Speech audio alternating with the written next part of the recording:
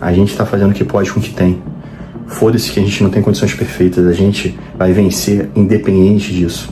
Pode confiar.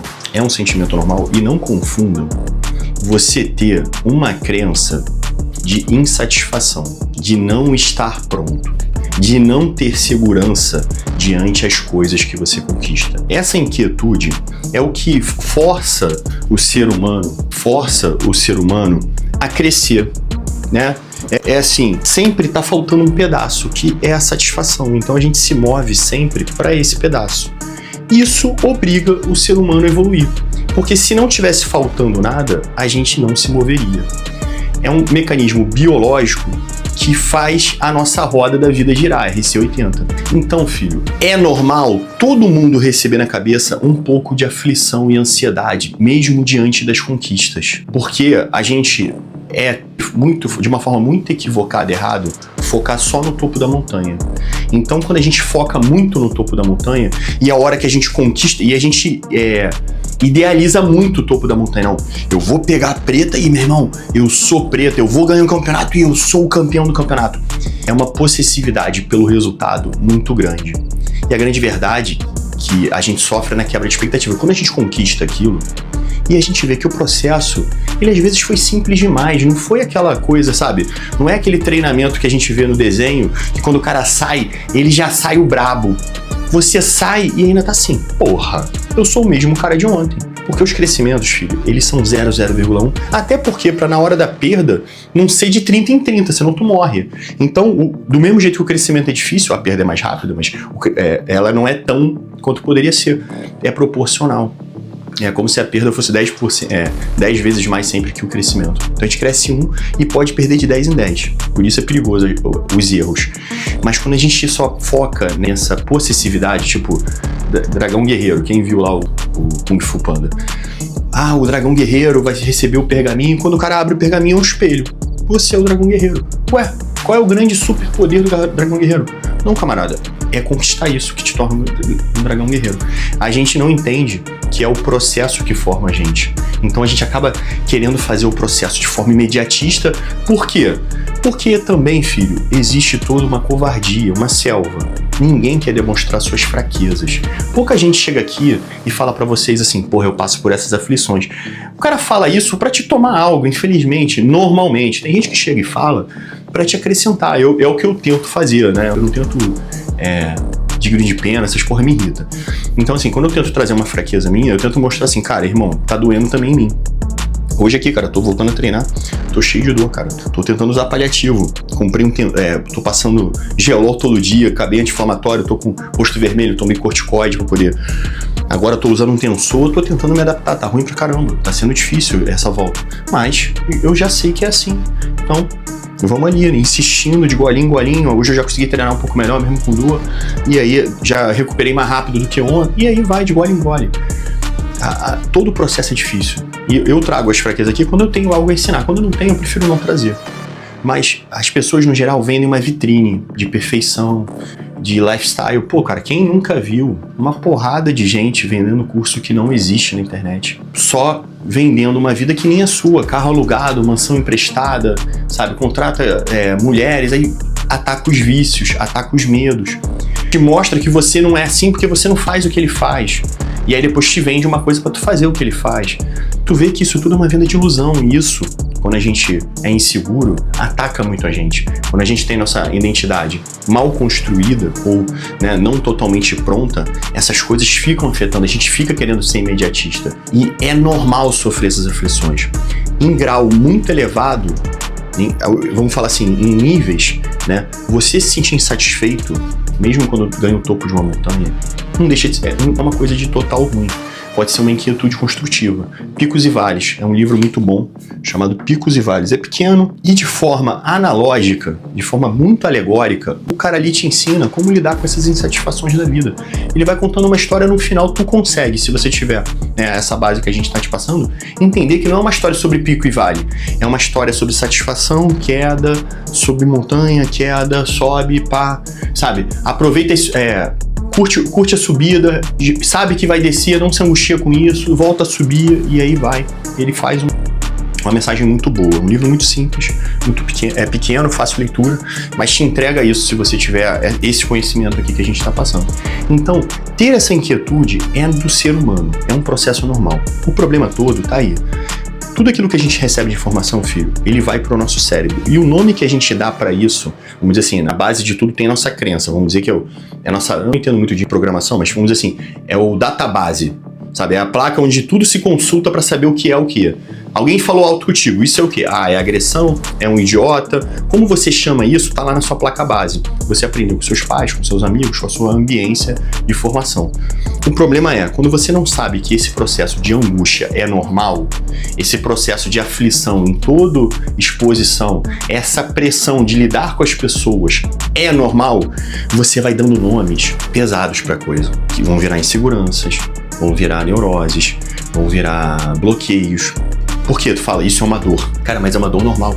Ah, fulano não sente a dor. Fulano não diz que sente a dor. Quando você vai no íntimo de toda pessoa, né, tem até eu até falo pra você assim, não me tire como, não diga que é meu fã, porque quando você chegar no meu íntimo, você vai ver que eu não sou nada diferente de você. Eu posso ter mais experiência em alguns processos que eu me dispus mais que vocês, mas o íntimo, todo mundo é o mesmo, A imagem e semelhança do Senhor, no meu entendimento limpo e claro. Todos temos a grandeza dentro de si. Todos viemos para governar sobre todas as coisas.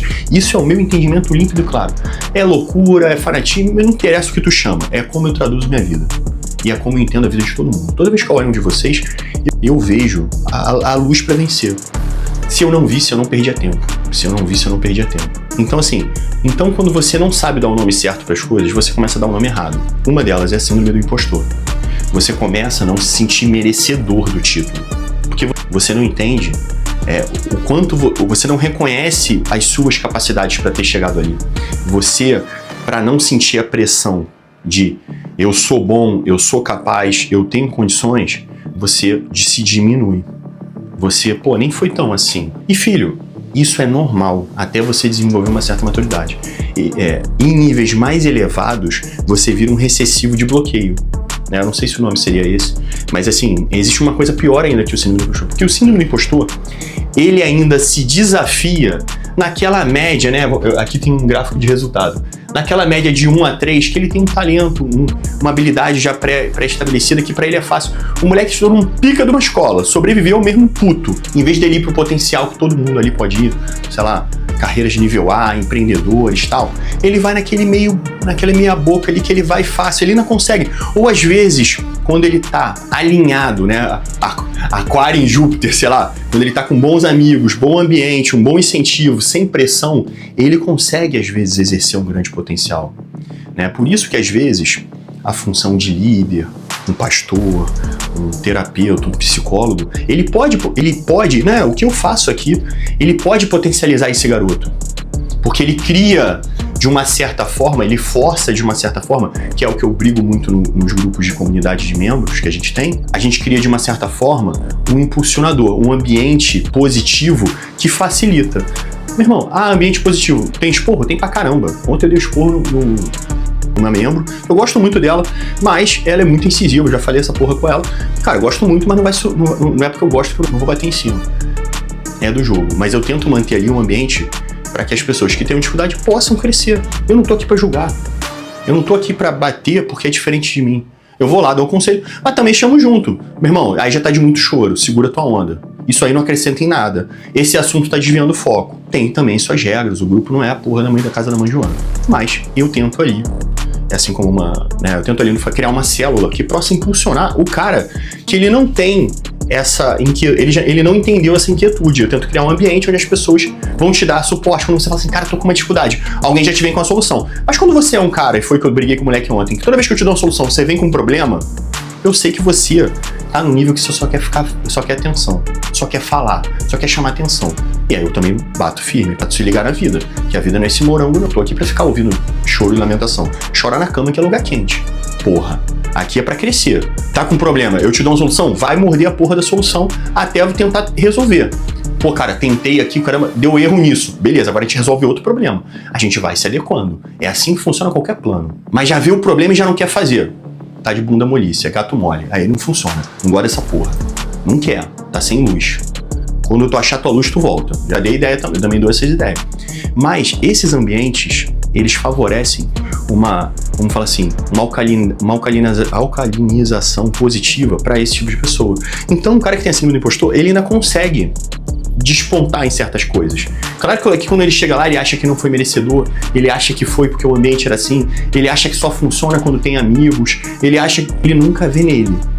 Isso é um problema e a gente precisa resolver. O cara mais abaixo disso, ele não vê luz. Ele se bloqueia para não se desafiar. Não, isso pode dar trabalho. É sempre o mais fácil do mais fácil. É o básico da sobrevivência. É o mínimo necessário para você. Só que esses dois tipos de vida, filho, eles são muito custosos pra cabeça lá na frente. Você fica pulando de corda em corda porque não quer entrar num desafio grande. E aí, no curto prazo, você consegue mentir, contar uma narrativa e dar suas justificativas e não parece se sentir um medroso. Não parece se sentir um cara que não banca pressão. Não parece ser uma criança imatura. Mas quando a gente estica o gráfico no macro, né? Tipo aquela coisa de trader. Tu joga ali eu não entendo muito, já li alguns livros, mas tu joga ali naquela pontuação de gráfico de 30 minutos, gráfico de um dia, gráfico de não sei quantos minutos, tudo parece um absurdo, uma subida, uma descida, tu consegue se enganar nas narrativas.